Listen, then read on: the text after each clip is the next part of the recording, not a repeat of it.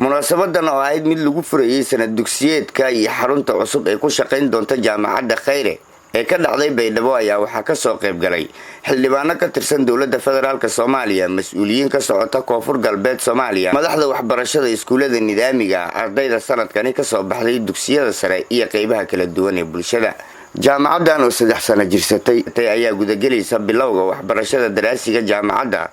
sanadkii saddexaad, iyadoona jaamacadda sababihii loo furay ay ahayd inay wax ku bartaan ardayda ka soo baxday dugsiyada sare ee qoysaskooda awoodin inay bixiyaan tasiilaadka waxbarashada. Muxudiin Shariif Isaaq waa gudoomiyaha dalada iskuulada nidaamiga ee ka jira magaalada Baydhabo, waxa uu ka mid ahaa dadkii ka soo qayb galay munaasabada ee hadalada ka jeediyay. Soomaalida meeraasi geedkii jinkabooda beetumaha loo shimale sadaradiya marka in ona dugsiga sare maadaama hanin dhamaaday haddana sii wadna jaamacado sii dhamayna diblooma qaadana bachelor qaadana master qaadana doctor qaadana ilaa ona maaragtay hatta double kuweelna may weyn walbarashada qoftaadiis walbaraba ummato dhan baa naftiisa ku bilaabay waalidkii iyo bulshada dhamaantii iyo walantare marka maylay kanag naga faday inay walbarashada una ka dadaalna.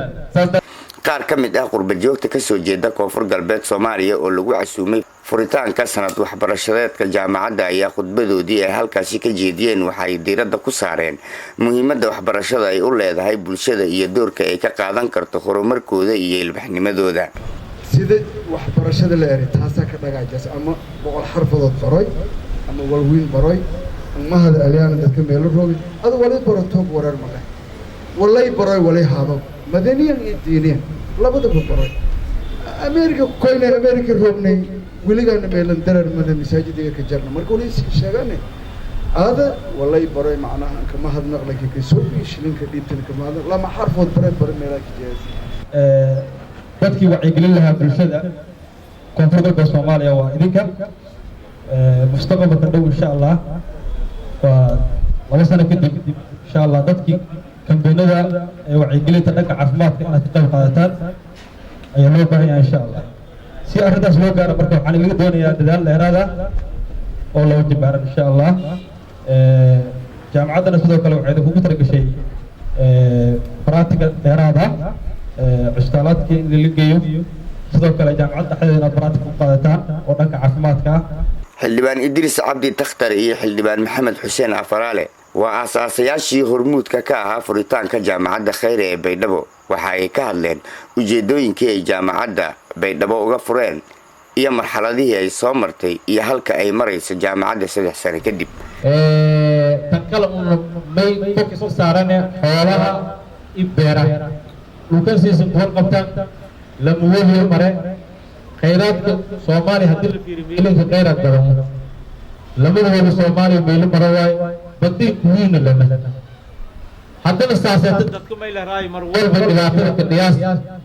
oo may la raay qaxootiga barakayaasha ka badanna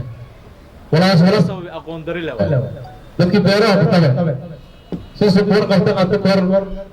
wadadan Baydhabo la raay may la raay professorada oo baas jaamacadda Khayre oo lama kuntu may toddobaadii oo furnay inageeka yaani قيبتي سدحات وهذا جيت برتاش روجنا إلها كما هذا أو ناس كان شاني أدي أنا كفرح سنة إني أعرف ده الرجال دي جيكاس الله وهاي تجيك هالسنة كبعدة نقدر دوران جامعين أدي أنا كفرح سنة رتي مدي ولا هم لب الله يسنا هذي يعني حلوان استنشاقي وبقى تفكرني مسأرقني دبعت تعالى بجمد بيدبا تبادل أولادينتيو أولادواي إني أولادينتيو جامعات درسدان دكتور سرنا دماي لان تمين لما السنة والحبراي أو ما دي تمين لما السنة دماء تدنا ونجي جامعات جيو بدون أرجلي يا إسكافية درسني يا ويكو أنسني إني جامعات أورتوبية لعلي في قاضانا إنهم ويدين ما هذا كجارته بس ما هذا قانا رئيس وزراء كل والله حسوا صدقوا هذه الهيئة مسؤولية الدلكها مرتي ورهبل مثلا محمد إبراهيم عقال عبد الرشيد علي شرماكة انت صوت الزراوي مرتي الأول ما يقوم الدلكة ما ينضوضي لكن ما أنتم غير من السوري والحسوس هذا خيره إن كستوس وقوفر بدل والبوين بدل كقبلنا لكن جامعاتنا الحسوس هذا دي لهذا jaamacadan ayaa ah mid ka duwan jaamacadaha kale ee ku yaala magaalada Baydhabo. waxaa lagu bartaa jaamacadda maadooyinka cilmiga beeraha iyo wax soo saarka dalka, kuwaasoo muhiim u ah horumarinta hanaanka dhaqaale iyo kobcinta tayada wax soo saarka beeraleyda oo intooda badan ay haystaan dhibaatooyin ay ka mid yihiin aqoon la'aan ku aadan cilmiga beeraha iyo dalagga ku habboon xilliga wax beerashada. Mukhtaar Shaqaadan Dalmar, telefishinka raadiyaha Dalsan, Burshawiiney, Baydhabo Janaay.